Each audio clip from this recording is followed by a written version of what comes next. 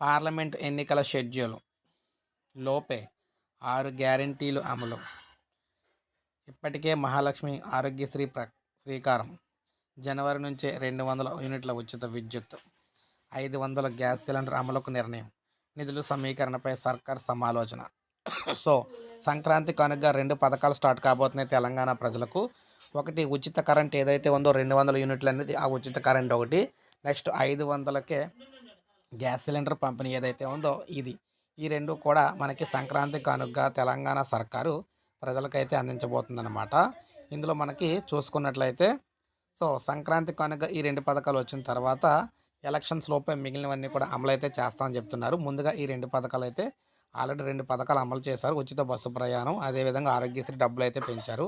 ఇప్పుడు ఉచిత కరెంట్ 200 యూనిట్లు, గ్యాస్ సిలిండర్ 500కే పంపిణీ చేయబోతున్నారన్నమాట సంక్రాంతి కానుకగాన. ఈ లోపల అప్లికేషన్స్ అయితే తీసుకోవడం అయితే స్టార్ట్ చేయడం కూడా జరిగింది. మనకి స్టార్ట్ చేస్తున్నారు. ఒక లైక్ చేయండి. ఇలాగే పథకాలకు సంబంధించి పూర్తి సమగ్ర సమాచారం కోసం మన ఛానల్ని సబ్స్క్రైబ్ చేసుకోండి. అలాగే వీడియోని ఒక లైక్ చేయండి.